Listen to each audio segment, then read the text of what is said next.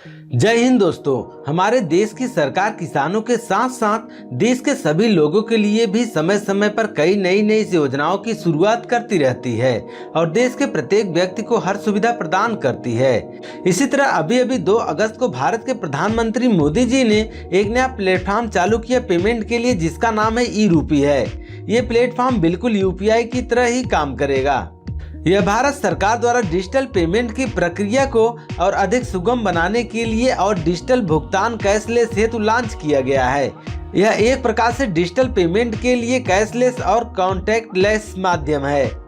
सरकार द्वारा प्रदान की गई यह एक ऐसी सुविधा है जिसमें कई स्कीम का लाभ प्राप्त करने वाले व्यक्ति और सेवा प्रदाता के बीच में कोई और मध्यस्थ नहीं रहेगा। इससे दोनों व्यक्तियों को किसी भी प्रकार की कोई समस्या नहीं होगी। इसलिए यदि आपको सरकार द्वारा लॉन्च की गई ई-रूपी सुविधा के बारे में जानकारी नहीं प्राप्त है और आप इसके बारे में जानना चाहते हैं तो यहाँ पर आपको ई-रूपी क्या है, ई-रूपी काम कैसे करता है, ई-रूपी से डिजिटल पेमेंट कैसे करें, इसकी पूरी जानकारी आपको प्रदान की जा रही है। तो दोस्तों अंत तक हमारे इस वीडियो पर बने रहें। ई-रूपी के बारे में आपको पूरी जानकारी दूंगा। और दोस्तों आप हमारे इस वीडियो पर नए हैं तो सब्सक्राइब जरूर कर लें। हाय दोस्तों, मेरा नाम है सुनील और आप देख रहे हैं यस के नॉलेज यूट्यूब चैनल।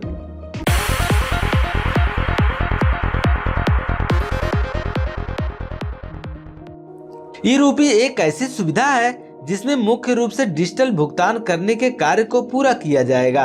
ई-रूपी पहले से मौजूद डिजिटल पेमेंट के तरीकों की तरह बिल्कुल भी नहीं है, क्योंकि इसमें आपको एक वाउचर प्राप्त होगा जिसका इस्तेमाल आप अपने तरीके से कर सकते हैं। इसमें सबसे खास और अलग बात यह है कि इसका इस्तेमाल करने के लिए आपको बैंक अकाउंट या इंटरनेट की आवश्यकता नहीं होगी।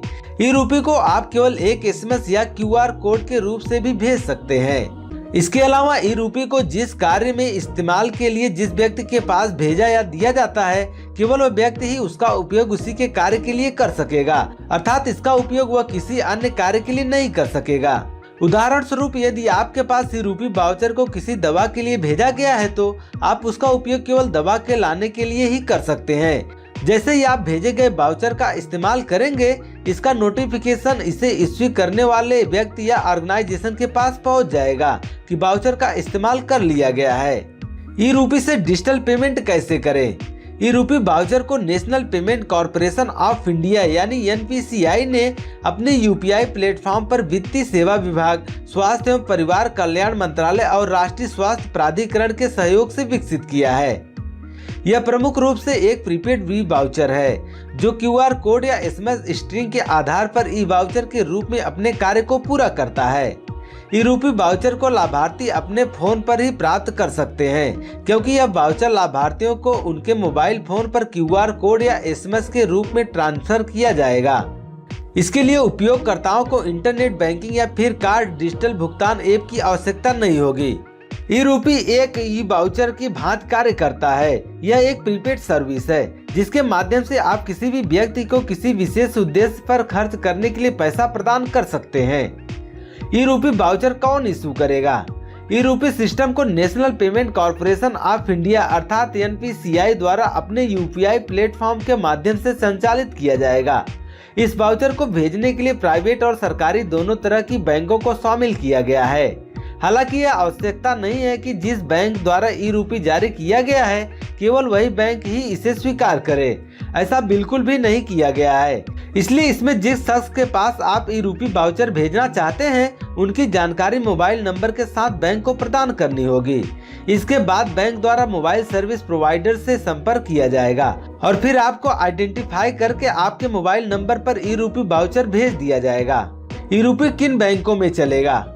ई-रूपी सुविधा के लिए प्राइवेट और सरकारी दोनों तरह की बैंकों को शामिल किया गया है। इसमें वर्तमान समय में कुल 11 बैंक ऐसे हैं जो ई-रूपी को सपोर्ट करने के लिए शामिल किए गए हैं, जिसमें state bank of India, bank of Baroda, ICICI, HDFC, PNB आदि बैंक इस वाउचर को जारी करने तथा स्वीकार करने का कार्य करेंगे, जबकि केनरा बैंक, इंडसइंड बैंक, इंडियन बैंक, कोटक महिंद्रा और यूनियन बैंक ऑफ इंडिया बैंक ई-रूपी वाउचर सिर्फ इश्यू करने का काम करेंगे।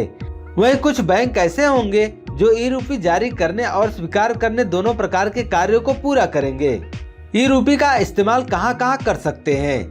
सरकार के मुताबिक ई रूपी वाउचर का इस्तेमाल बाल कल्याण योजनाओं, टीबी उन्मूलन कार्यक्रमों के अंतर्गत दवाओं और न्यूट्रिशन सपोर्ट, आयुष्मान भारत प्रधानमंत्री जन आरोग्य योजना और लोगों को सब्सिडी देने के लिए आसानी से कर सकेंगे।